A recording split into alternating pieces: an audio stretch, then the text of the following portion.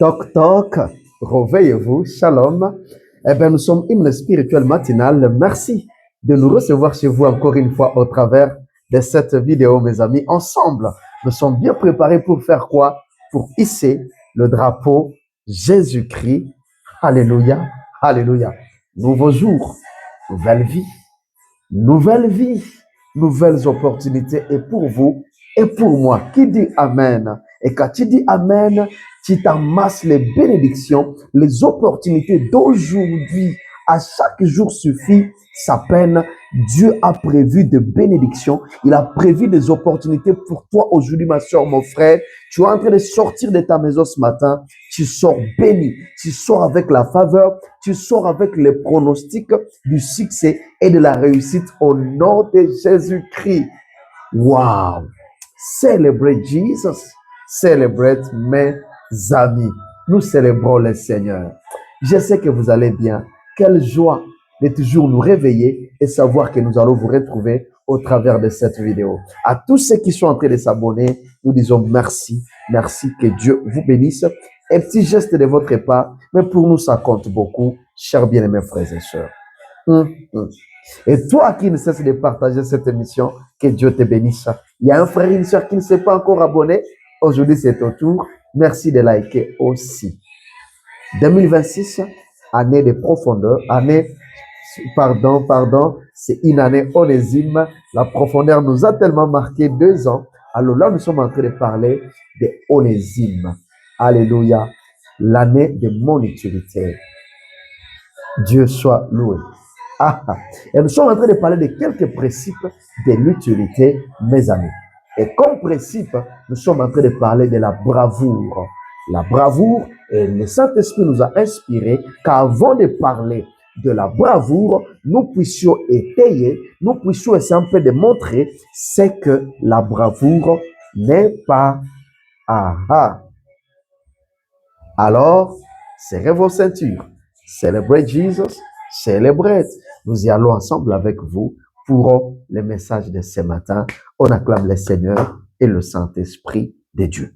Mes amis, à part l'impolitesse, à part la curiosité, aujourd'hui, ajoutons que la bravoure n'est pas la précipitation. Hello!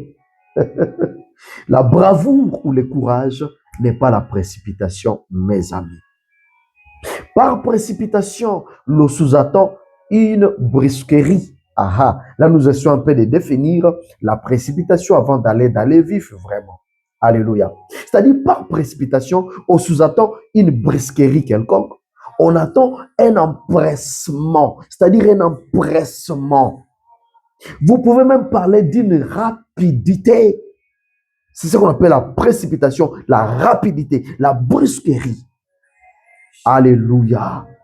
Et d'ailleurs, si nous voulons bien comprendre ça, mes amis, si nous voulons comprendre ce que nous sommes en train de dire, nous n'avons qu'à nous référer à la géographie.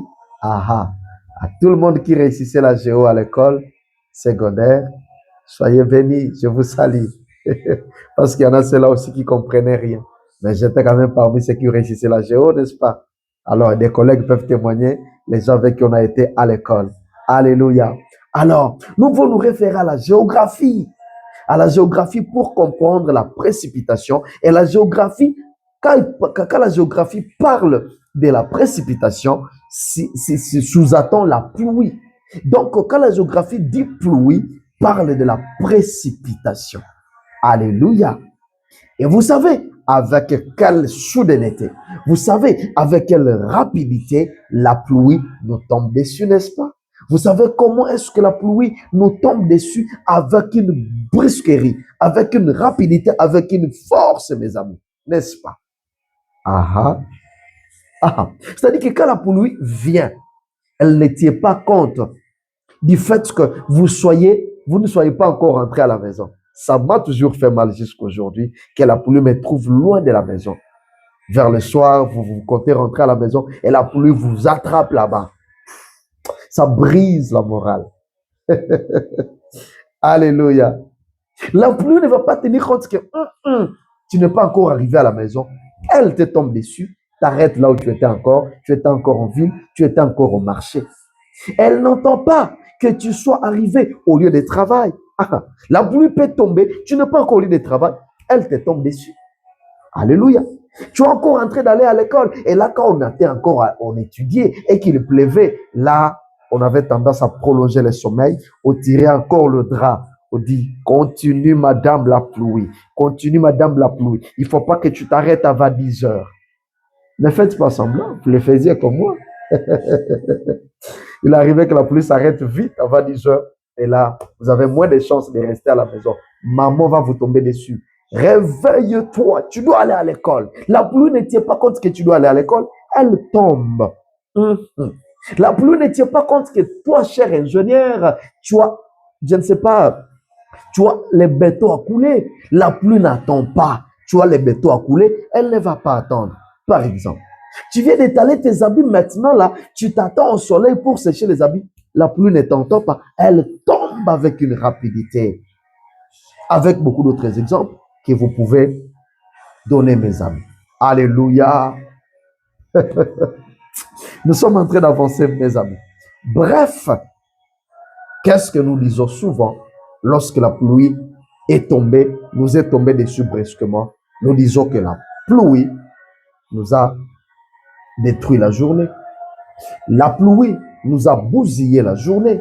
La pluie nous a embrayé le programme du jour. C'est ce que nous disons souvent parce qu'il y a une précipitation. Comprenez-moi bien.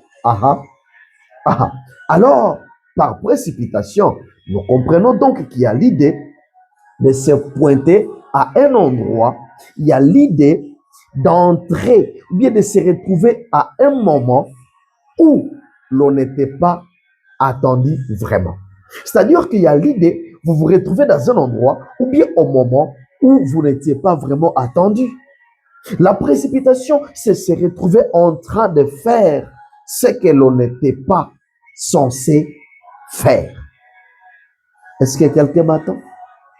Lorsque tu te retrouves en train de faire quelque chose que tu n'étais pas censé faire, tu es dans la précipitation. Donc, la précipitation, mes amis, c'est s'attribuer ce qui ne nous était pas attribué. Il y a les gens comme ça. Vous vous attribuez ce qui ne vous était pas attribué. L'on dira que vous avez la précipitation. Vous êtes pressé dans les langages familiers. On dit, il a toujours été pressé là. Qu'est-ce qu'il veut me montrer même? Parce que vous vivez dans la précipitation. Quelque chose qui ne vous était pas attribué, pouf, vous tombez dessus et vous êtes là, vous êtes là. Mes amis, faisons ici, mes amis, vous pouvez vous rendre inutile. Tombez toujours dans des endroits où vous n'êtes pas attendu. Vous retrouvez en train de faire ce qui ne vous était pas attribué. Vous pouvez vous rendre inutile. Si pas inutile, vous pouvez même vous faire tuer. Vous-même vous causez là, vous-même vous causez l'élimination. Alléluia.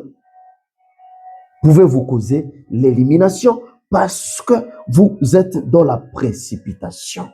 La Bible dit ceci, lorsqu'ils furent arrivés à l'ère de Nikon, Isaac étendit la main vers l'arche de Dieu et la saisit parce que les bœufs la faisaient pencher. La colère de l'Éternel s'enflamma contre Uza et Dieu le frappa sur place à cause de sa faute. Uza mourut là. Uza mourut là, près. Uza mourut là, près de l'arche de Dieu. 2 Samuel chapitre 6, 7 et 8. Alléluia. Ça fait peur. Ça donne l'image des dieux méchants, peut-être pour vous. N'est-ce pas, mes frères et sœurs? Mais ce n'est pas le cas. Ce n'est pas le cas. Dieu n'a jamais été méchant.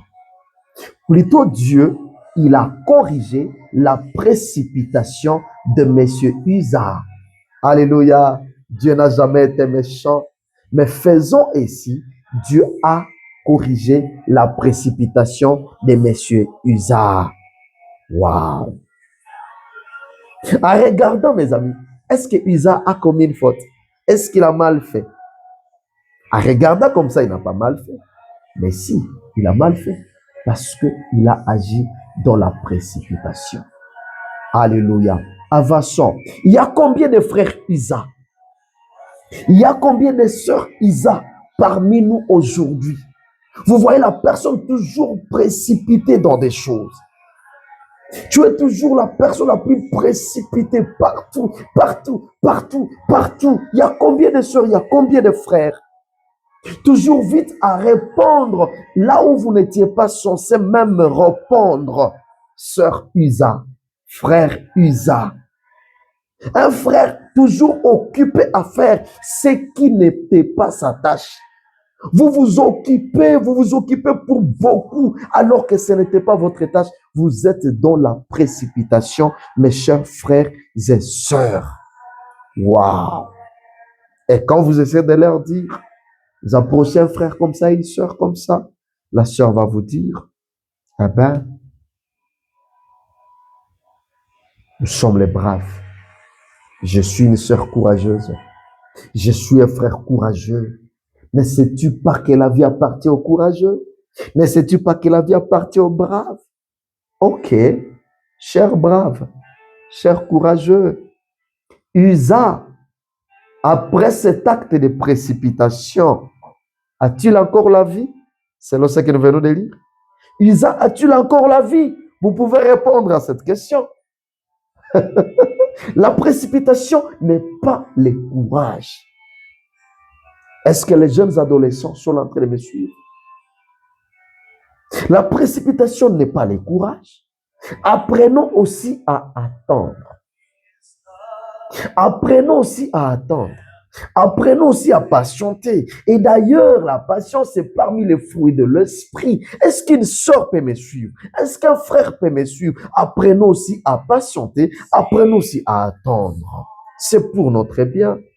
C'est pour notre bien, mes frères et sœurs. Si nous pouvons aussi développer l'attente, la patience, c'est pour notre bien. Soulignez ceci pendant que nous finissons. Pas toutes les activités nécessitent votre service. Soulignez cela. Pas toutes les activités nécessitent votre service. C'est ce que Dieu nous apprend au travers de Usa. Au travers de cette histoire de Usa, c'est ce que Dieu nous apprend. Waouh! Il y a des choses qui peuvent se faire même sans toi. Ne t'invite pas toujours. Ne sois pas toujours la personne qui va s'inviter dans des endroits ou dans des services où tu n'étais pas censé. D'autres choses peuvent évoluer, peuvent se faire sans toi. La précipitation n'est pas le courage, elle ne te rend pas utile, ça te rend honteux, ça te rend inutile et peut même t'éliminer toute la vie. Seigneur, aide-nous. Ce matin, qu'est-ce que nous allons faire? Quelques minutes avant de sortir de nos maisons. Oui, je sais que vous allez sortir. Dieu bénit les mouvements que vous faites. Avant de sortir quelques minutes aujourd'hui, asseyons-nous un peu tous ensemble. Asseyons-nous que chacun puisse s'asseoir. Et ensemble, chacun de nous va questionner les cadres dans lesquels nous allons questionner les cadres dans lesquels nous rendons service. Dans quel cadre rendons-nous service? La précipitation n'est pas la bravoure. La précipitation n'est pas le courage. 2026, recherchons notre utilité. Alléluia. Que l'Éternel Dieu vous bénisse, bien-aimés frères et sœurs.